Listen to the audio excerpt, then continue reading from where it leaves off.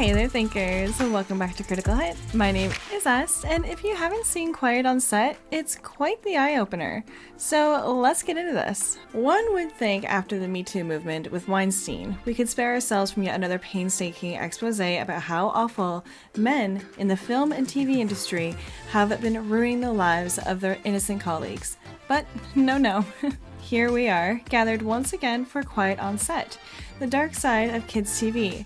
So if you're feeling a little bit worried about this, don't worry, you're not alone. So let's talk about Nickelodeon, the kingpin of children's television back in the day, and their golden boy, none other than Dan Schneider.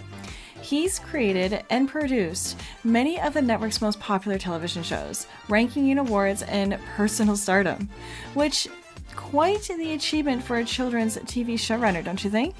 With all that success, he has become untouchable.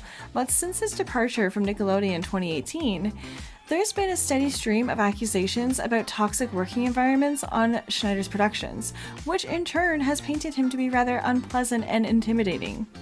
Shocker. So, Quiet on Set adds a fuel to that fire against Schneider, painting a picture of a man with a knack for humiliating female employees and maintaining questionable relationships with child actors. It seems that if a child didn't win his favor, Schneider was as sympathetic as a rock. But if they did, well, let's just say he got a little too friendly. And let's not forget the delightful material he had these kids perform, complete with cringeworthy sexual innuendos that made you wonder how the heck did they ever make it to air. This series doesn't beat around the bush, showcasing moments from Nickelodeon shows that, under Schneider's watchful eye, repeatedly featured underage performers in bikinis, or even leotards, getting doused with water and goo, or focusing on their bare feet, because that wasn't creepy. And who could forget the classic scene where 16-year-old Ariana Grande pretends to milk a potato with her two hands? Wasn't this show for kids? Give up the juice!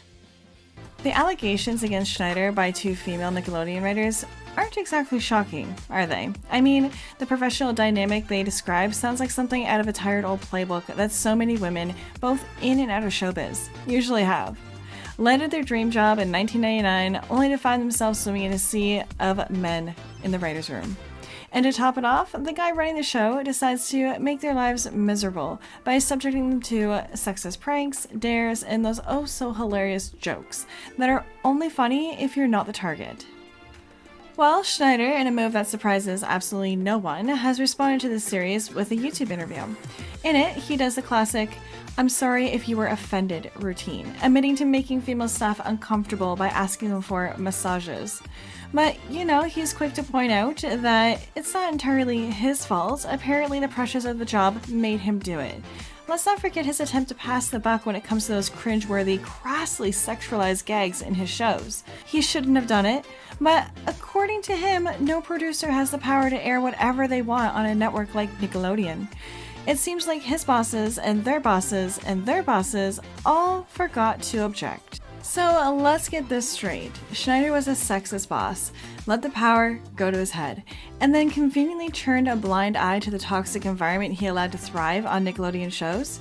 And surprise, surprise, this revelation comes years after speculation, various actors speaking out, and Jeanette McCurdy making it pretty clear that something was seriously wrong. Now, despite everyone and their grandmother knowing about Schneider's inappropriate behavior, he suddenly decides to own up to it. But let's be real for a moment. His recent admission feels less like a genuine accountability and more like damage control. Those poor kids who worked with him on Nickelodeon shows deserve way better treatment. I mean, imagine being a child actor, excited to be living your dream, only to find yourself in an environment where the person in charge is more interested in exploiting you rather than nurturing your talent. That's sickening. So while watching Quiet on Set might have been a tough pill to swallow, the speaker hopes viewers gained at least some insight into the cesspool that is the entertainment industry. Seriously, give it a watch if you can stomach it. However, that's all I've got for today's video. Let me know your thoughts in the comments down below. And hey, before you go, subscribe to our channel, smash that like button, and ring the bell to be notified for our next video. As always, this is Est, and I'm signing off now, so I will see you in the next one. Toodles!